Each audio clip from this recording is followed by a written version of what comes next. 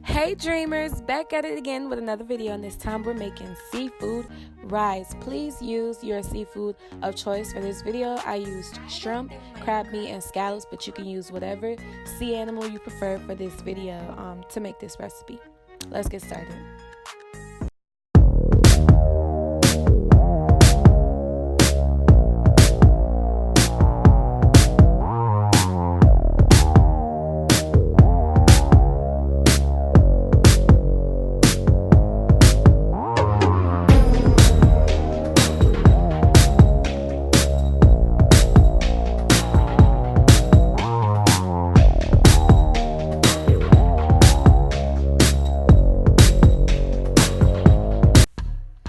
Alright, so here we go. We have 1 tablespoon of olive oil, and then we go in with our 1/3 cup of sofrito. Like I said in my first video, we're going to be using this often, so I hope y'all made it for real, because I use it in most of my recipes.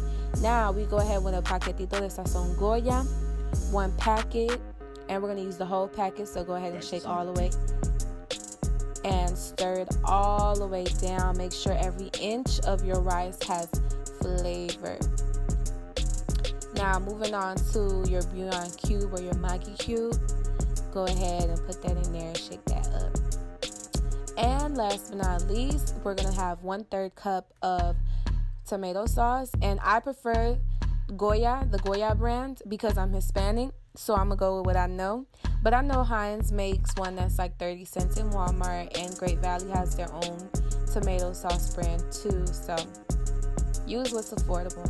You go ahead and you shake that up, and make sure in this process you let that cook thoroughly, because you want your seafood rice to taste like seafood and not like tomato sauce.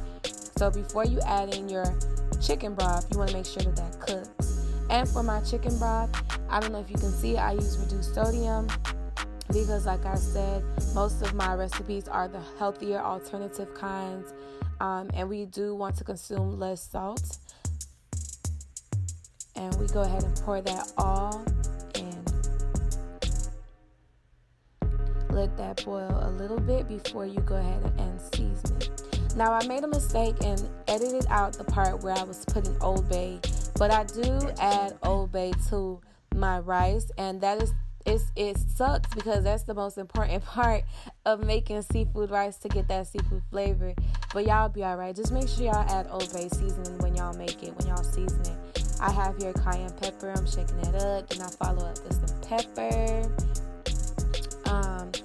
some garlic salt, some adobo, some garlic powder. When it comes to seasoning, I tend to not have measurements. I really just go ahead till my wrist hurt, till I feel like that's enough. You know what I'm saying? I need to work on it though. I really do. I'm gonna work on that, because when I have my cookbook, y'all gonna need specifics. Now we have our vegetables. I, for this recipe, used green and red bell peppers. And I also used corn. You don't have to, but you know, you want it to look good and taste good. So now I'm adding my seafood.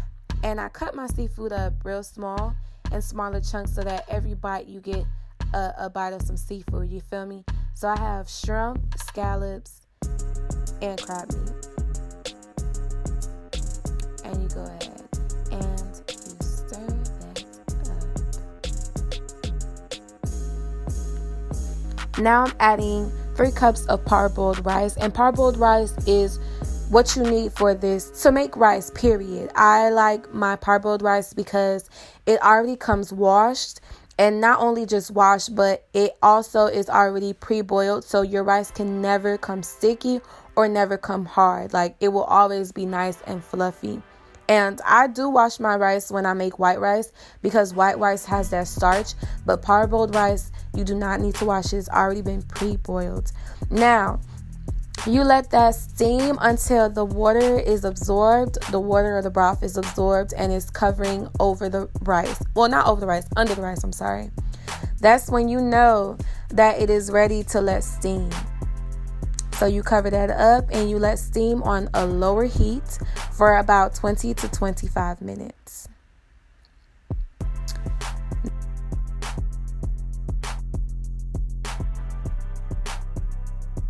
Now let's look at our rice. Let's see what we got going on over here. Boom! That's it. I hope I ain't scare y'all, but that's it. This is it, honey. Y'all see the fluffiness, the quality, the yellow color is beautiful. Every time I shake up, you get some vegetables, you get some seafood, even though it's small, it's in there. That seafood is in. And that is how I make my seafood rice, y'all.